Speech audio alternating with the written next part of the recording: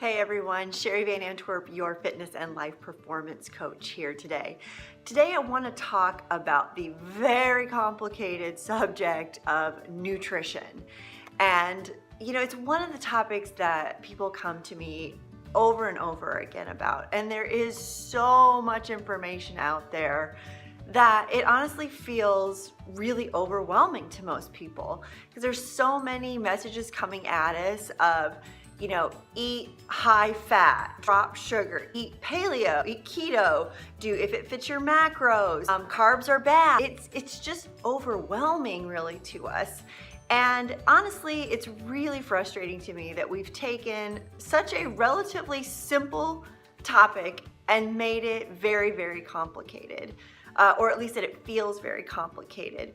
And the truth behind that, honestly, is that a lot of marketers want you to feel confused. They want you to feel overwhelmed. They want you to feel like this topic of nutrition is super confusing because they want to come in and offer you the one magic cure-all for it.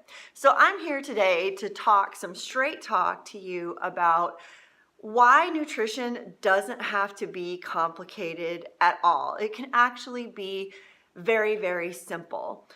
Simple doesn't always necessarily mean easy, but simple means it's very straightforward. And I really believe that if you make a few small modifications and start doing a few tracking things, you can really kind of master this without having to make huge sacrifices in your life. Are you going to have to make change?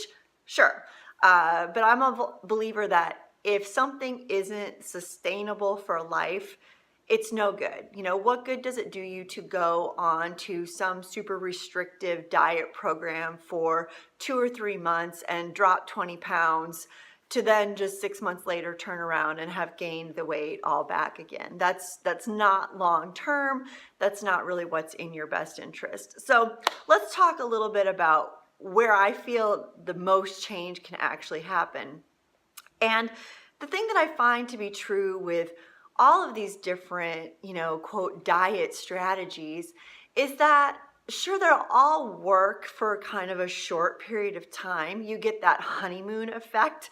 If you drop carbs, sure, you're going to lose weight the first week because carbs have a tendency of attracting and holding water as well. So if you drop them, you're going to lose a lot of water weight. Same thing if you're going, onto a keto plan. You're going to have that honeymoon effect where you see the great results. But again, is it long-term sustainable and in your best interest?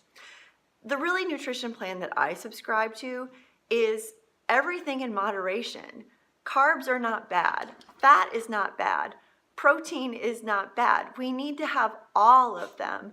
And any nutritional plan that excludes any of those categories, in my opinion, is not going to be sustainable for the long term.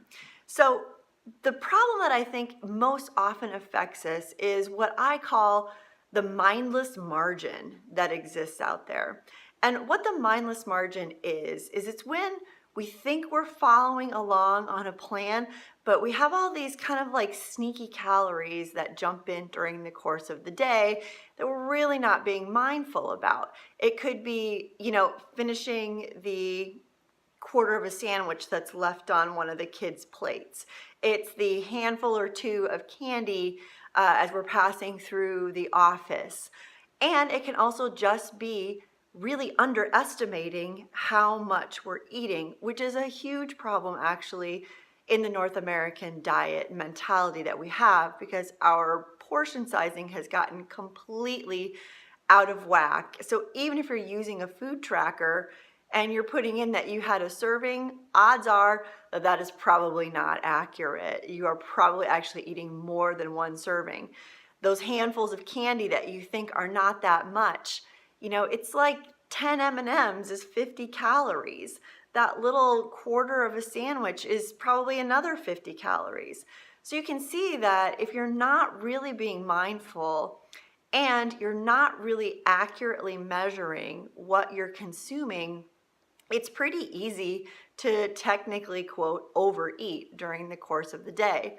The other big culprit is, of course, liquid calories, right?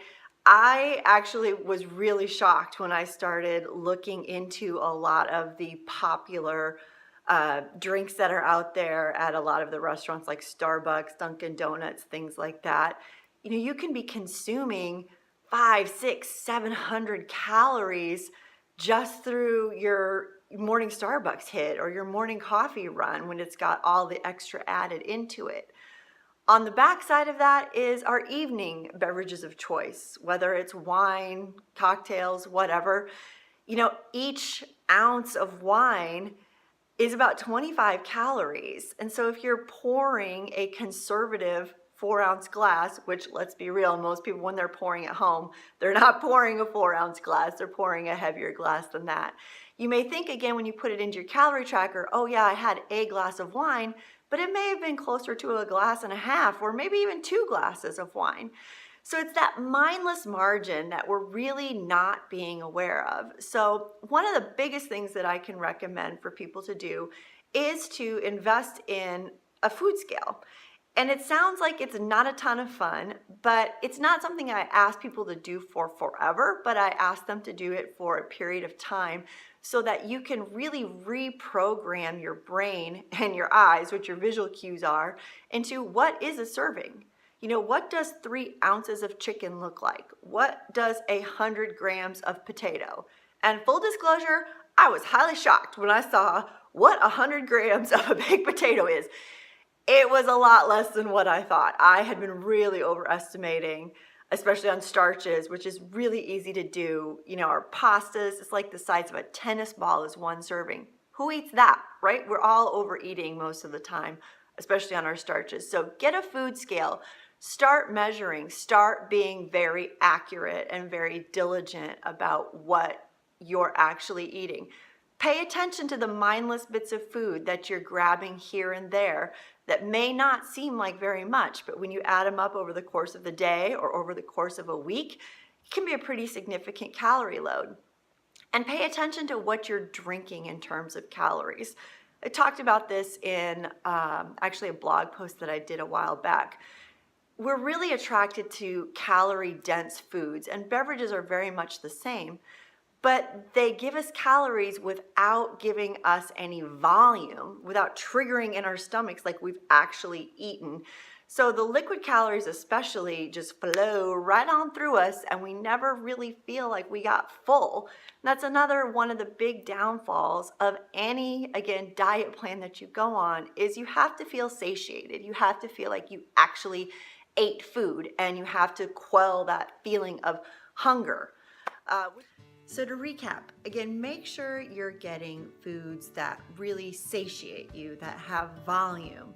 Choose those whole unprocessed foods that have a lot more fiber in them, that are going to make you really have that triggering sensation of getting volume in your stomach. Pay attention to your liquid calories that you're taking in, again, because there's no volume there that's happening to satiate you. Make sure that you're minding the mindlessness, right? Pay attention to the little bits and pieces of food that you're eating here and there that may not even consciously be happening mentally, that you're aware of, that really count and add up over the course of the day and the week. And then again, lastly, really pay attention to what your portion sizing is. Again, it doesn't matter what, quote, diet you're following. If you're not really accurately knowing what's going on, you're not going to be hitting that, reduced number of calories that you really want to be targeting.